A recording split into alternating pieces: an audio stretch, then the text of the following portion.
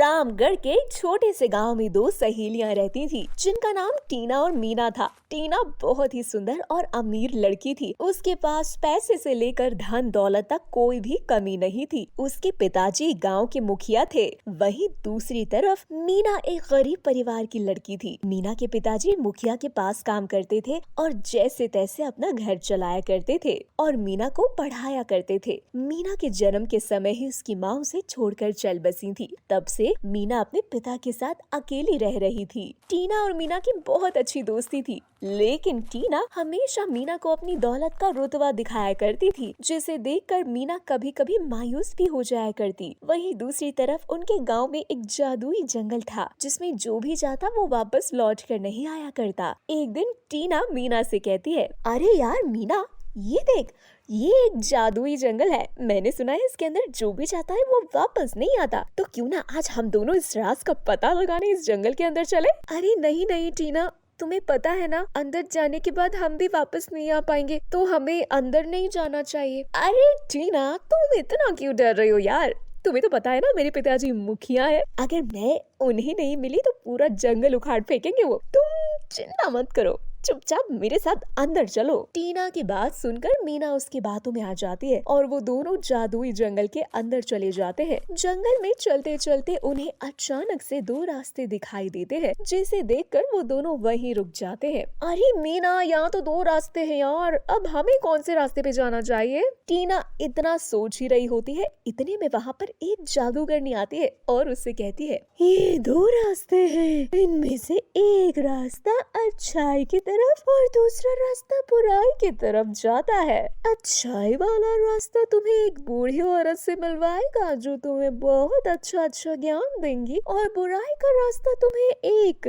चुड़ैल के पास ले जाएगा जिसके पास बहुत सारा खजाना है। अब तुम दोनों बताओ कि तुम्हें कौन से रास्ते में जाना है। पहले टीना तुम बताओ, तुम्हें कौन से रास्ते में जाना है? मैं तो बुराई के रास्ते पर जाऊंगी, क्योंकि बुराई का रास्ता मुझे ढेर सारा खजाना देगा, और आज के समय वैसे भी दौलत और शोहरत ही होना चाहिए। जितना पैसा होगा उतना ही अच्छा होगा, और खजाना मिलने के बाद तो मैं और भी ज्यादा अमीर बन जाऊंगी। और मीना, तुम्हें कौन से रास्ते पर जाना है? मैं तो अच्छाई के रास्ते पर ही जाना चाहूंगी, क्योंकि मुझे ज्ञान की बातें सुनना बहुत अच्छा लगता है। मुझे खुशी मिलती है इसमें। मेरे पिताजी कहते हैं कि ज्ञान हमें जिंदगी के सबक सिखाता है, और अगर कहीं ज्ञान मिले तो उसे जरूर प्राप्त करे। ठीक है, तो अब मैं तुम दोनों के रास्ते खोल देती हूँ और तुम दोनों अपने अपने रास्ते जा सकती हो। उसके बाद टीना और मीना अपने अपने रास्ते चली जाती हैं। मीना को आगे जाकर एक बूढ़ी औरत मिलती है जो बहुत बीमार होती है। वो बूढ़ी औरत मीना से कहती है, बेटी, मैं बहुत बीमार हूँ, मेरे घर का काम भी नहीं हुआ, क्या तुम मेरे घर का थोड़ा काम कर दोगी और मुझे कुछ खाने को बना कर दे दोगी?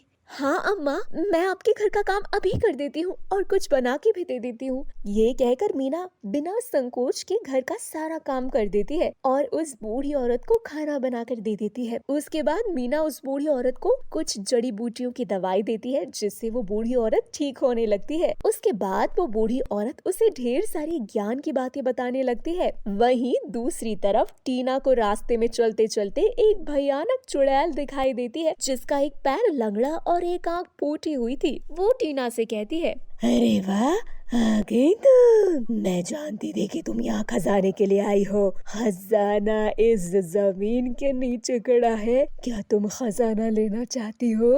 हाँ हाँ, मैं खजाना लेने आई हूँ। ठीक है, तुम यहाँ से खजाना खुद कर ले जा सकती हो, लेकिन उससे पहले तुम्हें एक एग्रीमेंट साइन करना होगा। क्या तुम एग्रीमेंट के लिए तैयार हो? हाँ हाँ, मैं एग्रीमेंट के लिए तैयार हूँ, बताइए ना क्या साइन करना है। टीना की बात सुनते ही चुड़ैल उसे एक एग्रीमेंट का पेपर देती है और टीना खजाने के लालच में बिना एग्रीमेंट को पढ़े ही उस एग्रीमेंट पर साइन कर देती है। उसके बाद वो खजाने की जगह गड्ढा खोदने लगती है। गड्ढा खोदते खोदते उसे बहुत देर हो जाती है, लेकिन उसे खजाना नहीं मिलता। वो चुड़ैल से कहती है, अरे मुझे यहाँ गड्ढा खोदते हुए कितनी देर हो गई, लेकिन खजाना तो मिल ही नहीं रहा। टीना की बात सुनकर चुड़ैल जोरों से हंसने लगती है और टीना से कहती है, यहाँ खजाना होगा तो तुम्हें मिलेगा ना। ये क्या बोल रही हो तुम? इसका मतलब तुमने मुझे धोखा दिया? हाँ, बिल्कुल, मैंने तुम्हें धोखा दिया और वैसे भी तुम्हें बुराई के रास्ते पर हमेशा धोखा ही मिलेगा। यहाँ कोई भी तुम्हें सच नहीं कहेगा। लेकिन अफ़सोस की बात तो ये कि तुमने एग्रीमेंट को बिना पढ़े ही साइन कर दिया। कम से कम तुम उसके अंदर पढ़ तो लेती। खजाने के लालच में तुमने एक नज़र भी एग्रीमेंट के अंदर नहीं डाली। चलो अब मुझे तुम अपना एक पैर और अपनी एक आँख दे दो।